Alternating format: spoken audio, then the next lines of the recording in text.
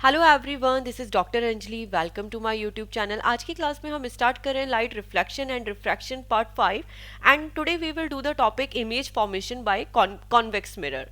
Previous class में बेटा हमने कौन सा टॉपिक किया था? प्रीवियस क्लास में हमने किया था image formation bye concave mirror. तो अगर आप प्रीवियस क्लास से आज की क्लास को कंपेयर करो तो previous class was very lengthy. अब एक बार छोटा सा कंपैरिजन कर लेते हैं। ठीक है, प्रीवियस क्लास में जब हमने इमेज फॉर्म की थी कॉनकेव मिरर के थ्रू, तो हमने क्या किया था? सबसे पहले ऑफ कोर्स मिरर लिया, पोल यहाँ पे फोकस एंड सेंटर पे आया था, सेंटर ऑफ कर्वेचर। तो जो हमने ऑब्जेक्ट की पोजीशन रखी थी ना, ऑब्जेक्ट की पोजीशन वो कहाँ कहाँ पे रखी थी? ऑब्जेक्ट हमने इन्फिनिटी पे रखा, बियॉन्ड सी रखा, ओके, फिर सी पे रखा, इसके बाद एफ एंड सी के बीच में रखा ऑब्जेक्ट को, फिर फोकस पे रखा and then focus and pole के बीच में रखा। तो इतनी जगह हमने क्या किया था? बार बार ऑब्जेक्ट की पोजीशन को चेंज किया था।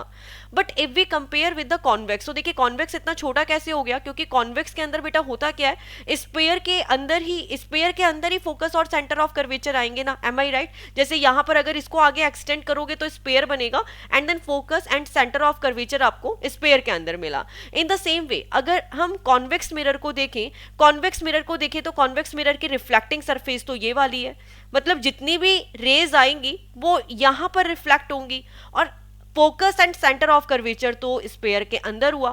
तो एग्जैक्टली हमारे पास ना यहाँ पर केवल पोल और इन्फिनिटी है, इसके अलावा कुछ है ही नहीं। जो भी रेज आएंगी या तो वो इन्फिनिटी से आएंगी या फिर आप इन्फिनिटी और पोल के बीच में रखेंगे ऑब्जेक्ट की पोजीशन। तो जो ये टॉपिक है ना, काफी छोटा हो गया आप लोगों को करने के लिए। तो यहाँ पर हम जो ऑब्जेक्ट की पोजीशन रखेंगे या तो इन्फिनिटी पे रखेंगे या फिर इन्फिनिटी एंड पोल के बीच में रखेंगे। एंड इससे के थ्रू हमें क्या फाइंड आउट करना है? इमेज का position, size of the image and nature of the image. तो let's start with the topic. सबसे पहले लेते हैं, जब हमारा ऑब्जेक्ट कहाँ रखा है, हमने इन्फिनिटी पे रखा है, तो सबसे पहले हमने as it is convex lens लिया, as you can see here, and इसके थ्रू हमने focus and centre of curvature sphere के अंदर सेट किया।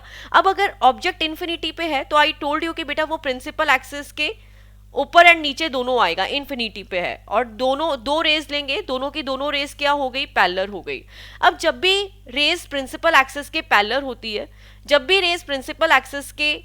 होती है, तो एग्जैक्टली क्या होता है? वो या तो फोकस पे मीट करती है, एक्चुअल में मीट करती है, या फिर मीट करती हुई दिखाई देती है। एग्जैक्टली तो देखो क्या हुआ, यहाँ पर आई, यहाँ पे स्पेयर के ऊपर, ठीक है, मिरर के ऊपर फॉल डाउन हुई एंड देन रिफ्लेक्ट होके इस तरीके से यहाँ पे रिफ्लेक्ट हो जाएगी।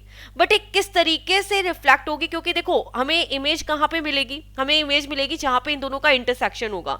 तो यहाँ पर इंटरसेक्शन पॉसिबल है क्या? नहीं पॉसिबल है। तो इंटरसेक्शन क्या होगा कि अगर आप इन रेज को आगे बढ़ाओ ना, इन रेज को आगे बढ़ाओ, तो ये फोकस पे मीट करती हुई दिखाई देती है, फोकस पे मीट करती हुई दिखाई देती है। तो आपको इमेज इधर मिलेगी, इस वाले फोकस पे मिलेगी, मतलब मिरर के बैक साइड पे मिलेगी। कहाँ मिलेगी? मिरर के बैक साइड में।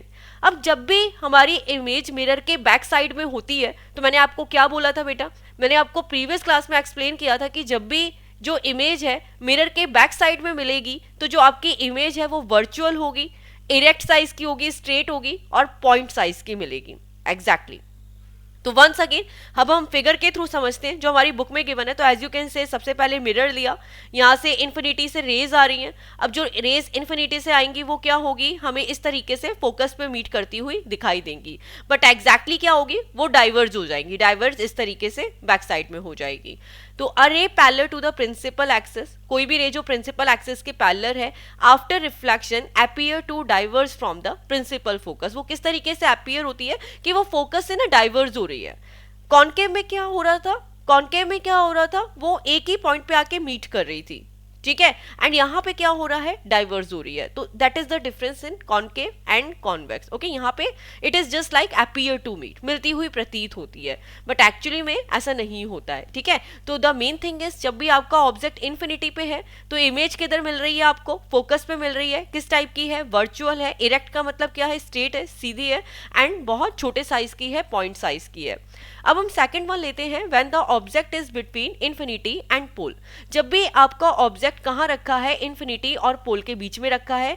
तो ये रहा आपका स्पेयर। अब आपका ऑब्जेक्ट इधर हो गया इन्फिनिटी, ये हो गया पोल। आप कहीं पे भी अपना ऑब्जेक्ट रख सकते हैं, ठीक है। ये ए एंड बी आपका ऑब्जेक्ट है। अब इससे रेस किस तरीके से निकलेगी? तो आपको ये ध्यान रखना है कि एक रे तो होगी प्रिंसिपल एक्सिस के पैरेलल, ठीक है, एक रे हो गई प्रिंसिपल एक्सिस के पैरेलल, ये चीज ध्यान रखना है। तो जो रे प्रिंसिपल एक्सिस के पैरेलल है उसके साथ क्या होगा, तो सबसे पहले यहाँ पे इसको आगे एक्सटेंड करते हैं and then focus and centre of curvature दोनों की दोनों ड्रॉ करते हैं। क्लियर है? तो जो रे प्रिंसिपल एक्सिस के पैरेलल है वो किस तरीके से मिलती हुई दिखाई देगी, वो ऐसा लगेगा कि वो जाके फोकस में मीट कर रही है, बट एक्चुअली क्या होगा, वो इस तरीके से रिफ्लेक्ट बैक हो गई। तो जो एक रे है वो तो कहाँ मिल रही है, फोकस में मिल रही है। अब हमें लेना है दूसरी रे। अब हम दूसरी रे को किस तरीके से लेंगे, तो बेटा देखिए यहाँ पे focus centre of curvature left side तो है नहीं, हम लेंगे कि वो रे आ रही है इस तरीके से कि ना वो आगे एंगल बनाएगी सेंटर ऑफ कर्वेचर के साथ। तो मतलब आपको अपनी स्केल लेनी है और स्केल को यहां से लेके इस पॉइंट से लेके इस पॉइंट तक ड्रॉ करना है। ठीक है, इस पॉइंट से लेके इस पॉइंट तक ड्रॉ करना है। तो कुछ इस तरीके से आपकी रे आएगी। ठीक है, कि मतलब देखो ये तो जो स्पेयर है, स्पेयर का बैक साइड हो गया, तो बैक साइड तो इमेजनरी होगा ना यहाँ पे, बट रियल में जो आपकी इमेज आ रही है, ठीक है, आपके ऑब्जेक्ट क्या आ रहा है, आपके ऑब्जेक्ट की रे आ रही है, नॉट इमेज। ये जो ऑब्जेक्ट की रे यहाँ पर आएगी इस तरीके से, ये आएगी यहाँ तक, इसी पॉइंट तक आएगी और इस पॉइंट पे आने के बाद रिफ्लेक्ट बैक होगी। लेकिन अब देखो ये क्या है, अब हमें ये समझना है कि ये जो रे आई है, ये जो रे आई है, हम किस रे की बात कर रहे हैं कि अगर हम इसे आगे बढ़ाएं ना, अगर हम इसे आगे बढ़ाएं तो ये सेंटर ऑफ कर्वेचर पे मिलती हुई प्रतीत होगी, मिलती हुई दिखाई देगी। एक्चुअली में नहीं मिल रही है, एक्चुअल में तो इसका यहीं से रिफ्लेक्शन हो जाएगा, एक्चुअल में तो इसका यहीं से रिफ्लेक्शन हो जाएगा। बट अगर आप इस रे को आगे बढ़ाओगे ना तो ये कहां पहुंचेगी, सेंटर ऑफ कर्वेचर पे। हम केवल उस रे की बात कर रहे हैं, बाकी हमने कोई भी रे नहीं ली है कि वो कहीं से भी जाए, सेंटर ऑफ कर्वेचर से पास करे नहीं करे, हमें कोई फर्क नहीं पड़ता है, हमें उन रेस को कंसीडर ही नहीं करना है। हम केवल इस रे को क्यों ले रहे हैं जो सेंटर ऑफ कर्वेचर पे मिलती हुई दिखाई दे रही है, बिकॉज ऑफ इन्हीं का इंटरसेक्शन पॉइंट हमें मिलता है।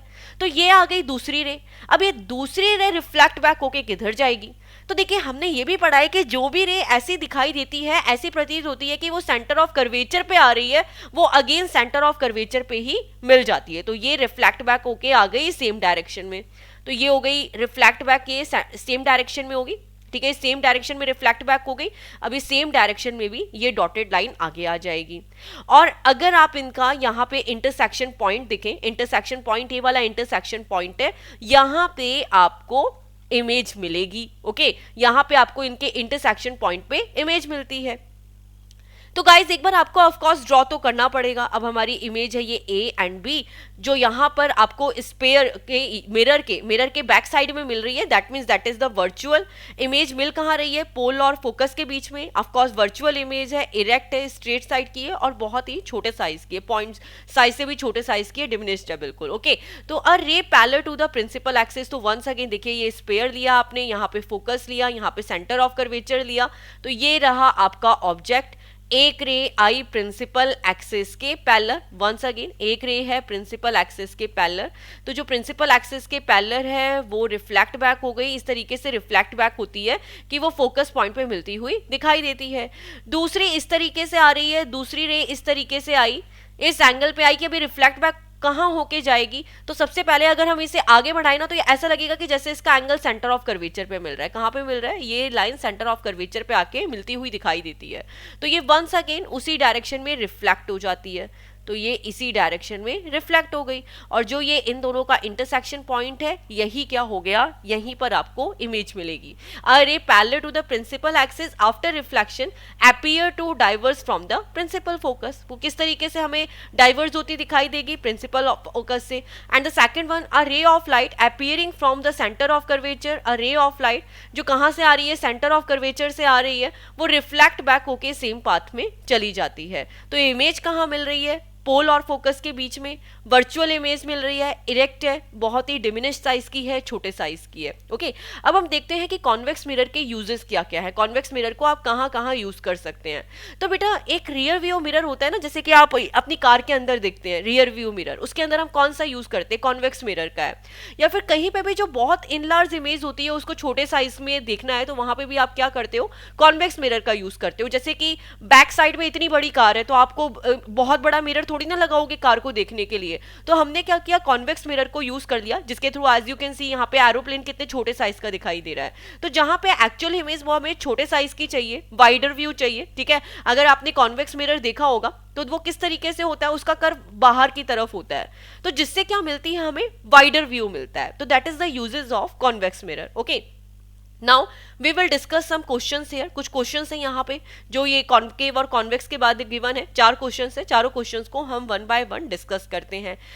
फर्स्ट क्वेश्चन है define the principal focus of concave mirror. हमें प्रिंसिपल फोकस को डिफाइन करना है। तो बेटा प्रिंसिपल फोकस को एग्जैक्टली कैसे समझ सकते हैं कि सबसे पहले तो यहाँ कर अगर हम केवल कॉन्केव मिरर का एग्जांपल लें, कॉन्केव मिरर का ले या कॉन्वेक्स मिरर का ले, तो कोई भी लाइट रे जो प्रिंसिपल एक्सिस के पैरेलल है, कोई भी लाइट रेज जो प्रिंसिपल एक्सिस के पैरेलल है, वो क्या होगी, या तो कन्वर्ज होगी या फिर डाइवर्स होगी। और कन्वर्ज और डाइवर्स होने के बाद वो या तो एग्जैक्टली फोकस पॉइंट पे मिलती है या फिर फोकस पॉइंट पे मिलती हुई दिखाई देती है। तो जो ये जिस पॉइंट पे मिल रही है उसी को हमने क्या बोला है, फोकस पॉइंट बोला है। कैसे इसकी डेफिनेशन आप एक्सप्लेन कर सकते हैं, the light rays that are parallel to principal axis, जो भी लाइट रे प्रिंसिपल एक्सिस के पैरेलल है, कन्वर्ज और डाइवर्स, या तो वो कन्वर्ज होगी या डाइवर्स होगी एक स्पेसिफिक पॉइंट पे at a specific point on its principal axis. जो ये प्रिंसिपल एक्सिस वाली लाइन है ना, जहां पे प्रिंसिपल एक्सिस की लाइन पे जहां पे वो एक स्पेसिफिक पॉइंट पे या तो कन्वर्ज होगी या फिर डाइवर्स होगी रिफ्लेक्शन के बाद में,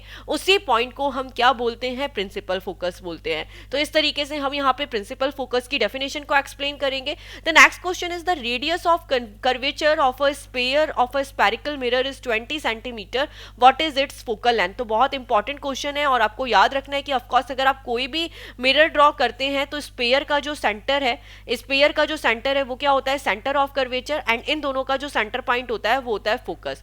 तो अगर आप यहाँ पर रेडियस ऑफ कर्वेचर को देखें तो अगर यहाँ पे जो पीसी है वो क्या है, रेडियस ऑफ कर्वेचर, क्या है, रेडियस ऑफ कर्वेचर। तो इसको हम क्या लिख सकते हैं, पीसी इक्वल टू आर, कितना गिवन है हमें, 20 सेंटीमीटर गिवन है, और हमें क्या चाहिए, पीएफ। तो ये बिल्कुल इसका सेंटर पॉइंट है, मतलब पीएफ क्या हो गया, r/2। ठीक है, ये 20 सेंटीमीटर है एग्जैक्टली, यू कैन से अगर ये पूरी लाइन 20 सेंटीमीटर है और हमें क्या चाहिए, हमें केवल हाफ लाइन चाहिए, ठीक है, तो ये कंप्लीट डायमीटर गिवन है, आपको केवल रेडियस चाहिए, तो आप r/2 कर दोगे, आपको आंसर कितना मिल जाएगा, 10 सेंटीमीटर। तो 20/2 कितना हो गया, 10 centimetre. 10 centimetre is your answer. अब हम आते हैं थर्ड क्वेश्चन पे, name a mirror that can give a erect and enlarge image of a object. तो आपको हमेशा ये ध्यान रखना है कि जो इनलार्ज इमेज है, इनलार्ज इमेज है वो किसके थ्रू मिलती है, इरेक्ट इमेज कब मिलती है, जब आप किसका यूज करते हो, कॉनकेव मिरर का यूज करते हो। कॉनकेव मिरर से हमेशा क्या मिलती है, इनलार्ज इमेज मिलती है, और छोटी इमेज किससे मिलती है हमें, ठीक है, जो एक्चुअल साइज से छोटी इमेज आपको किससे मिलती है, कॉन्वेक्स से मिलती है। नो डाउट ऑब्जेक्ट की पोजीशन चेंज करने पे, अगर आपका ऑब्जेक्ट इन्फिनिटी पे है कॉनकेव के अंदर ना, अगर आप देखेंगे इन्फिनिटी पे है या फिर सेंटर ऑफ कर्वेचर के बियॉन्ड है, तब आपको छोटे साइज की भी इमेज मिलती है, बट बड़े साइज की इमेज और इरेक्ट इमेज भी हम कॉनकेव मिरर के थ्रू मिल सकती है, हमें उसके थ्रू भी गेट हो जाती है। ओके, अब हम आते हैं फोर्थ क्वेश्चन पे, why do we prefer a convex mirror as a rear view mirror in vehicles. हम कॉन्वेक्स मिरर को रियर व्यू मिरर की तरह व्हीकल्स में क्यों यूज करते हैं, क्योंकि देखो ड्राइवर को कॉन्वेक्स मिरर के थ्रू क्या मिलता है, एक तो क्लियर व्यू मिलता है क्योंकि आपको इमेज छोटे साइज की मिल जाती है, ओके, एंड इसका कर्व क्या होता है, आउटवर्ड होता है, जिससे क्या मिलता है, हमें वाइडर व्यू मिलता है। ओके, तो ये कुछ क्वेश्चंस थे जो हमने आज की क्लास में डिस्कस किए, जो एनसीईआरटी की बुक्स में थी। इन द सेम वे हमने कॉन्वेक्स मिरर के एप्लीकेशन को भी देखा, ठीक है। तो अब मिलते हैं नेक्स्ट क्लास में नेक्स्ट वीडियो के साथ। Thanks for watching guys and please click to subscribe. Bye all.